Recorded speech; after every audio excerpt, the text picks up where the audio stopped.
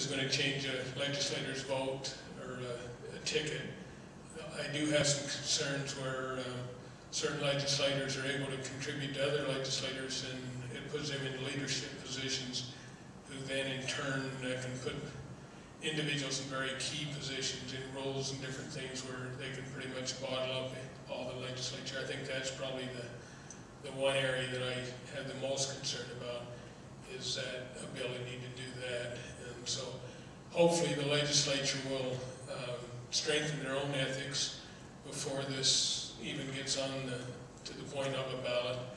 But I think there are a few abuses that need to be addressed, and hopefully the legislature will take care of themselves. If not, then this initiative will send a pretty powerful message of the need for ethics in the state.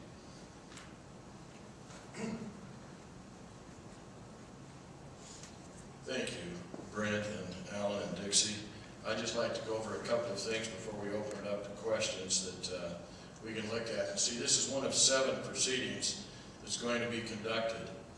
And after the proceedings are conducted, then there will be petitions sent out.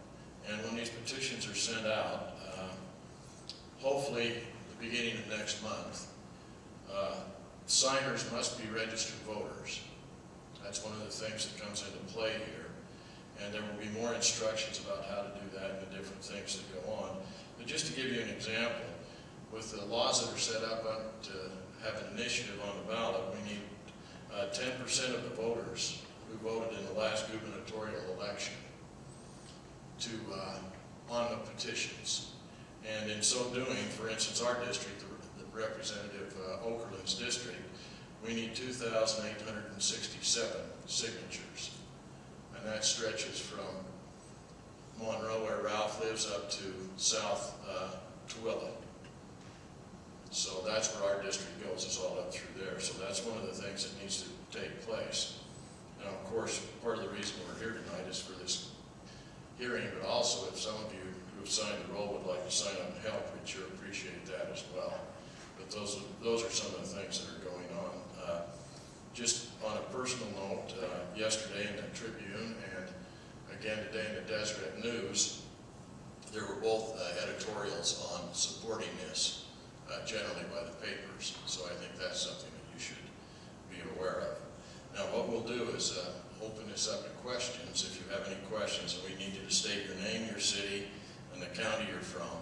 This is something that has to go on for the law. And then you can address, if you have a personal question you'd like to address to one of the 3 people, or the committee will just address it as a whole.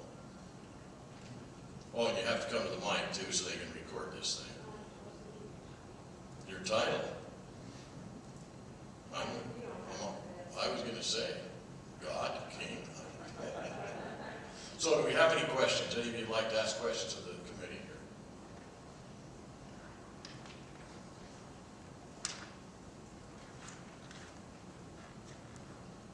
I'm David White from Beaver. I don't have a title.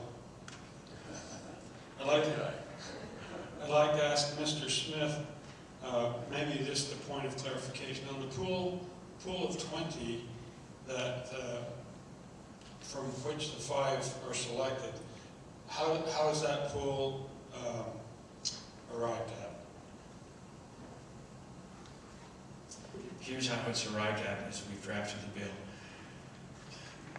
The legislative leadership, which consists of 4 men or women, Speaker of the House, the President of the Senate, and the minority leaders in the House and Senate, meet and using the standards set forth in the bill, no political leadership, no lobbying, no legislative office holding 4 or 5 years prior, and those standards, they have to agree unanimously on 20 names.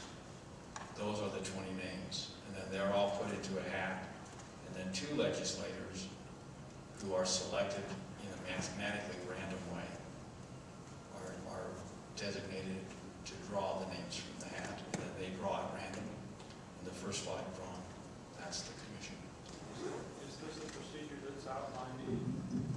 Is this the procedure that's outlined in your initiative? Yes. Is there, I guess there would be a possibility then that the 20 people would be unethical friends of those who are doing the selecting? Well, I'm not a mathematician, so I can't answer that from a mathematical standpoint.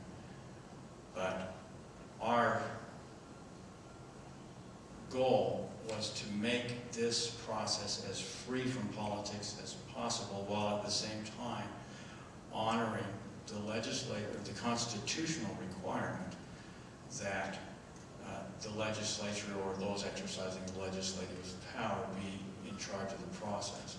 And so we had legislative leadership be the recruiting committee, but we constrained them with standards. In other words, they can't pick a political crony in the legislature because city legislators are excluded by our standards. They can't pick a political party crony because party leaders are excluded by our standards. They can't pick a friendly lobbyist because lobbyists are excluded by our standards. So the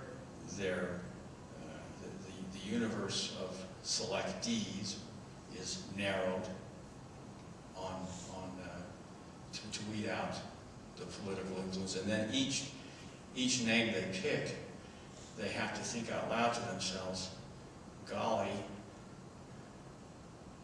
this name is going to be drawn from a hat on a random basis. I don't control that. I better pick somebody who I think is going to be fair and impartial in the administration of justice, rather than somebody I expect to be partisan, because I don't know which name's going to get drawn, and I want to make sure that a fair person is drawn. I mean, that's the disincentive to partisanship in the process itself. Would there be an opportunity for the general public to apply for such a position? That's a great question. And my answer to that is yes.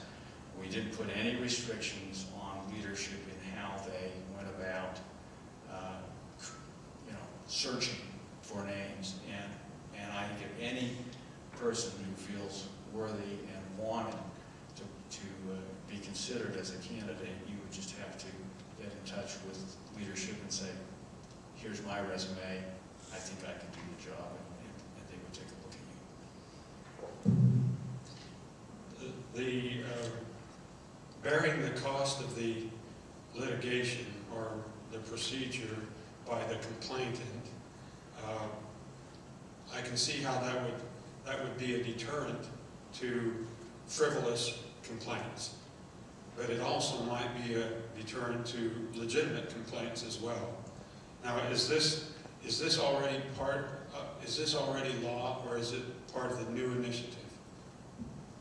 The law right now only allows legislators to file complaints. So that's the existing law.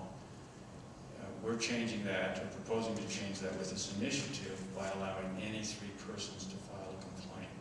Person is defined to include just the ordinary citizen like me or you, or even an entity like a business. So we've tried to strike a balance by making sure that people are serious in bringing complaints and hopefully not having too much disruption to the legislative process by frivolous complaints. And in doing that, we've done the best we could, and this is the mechanism we've picked.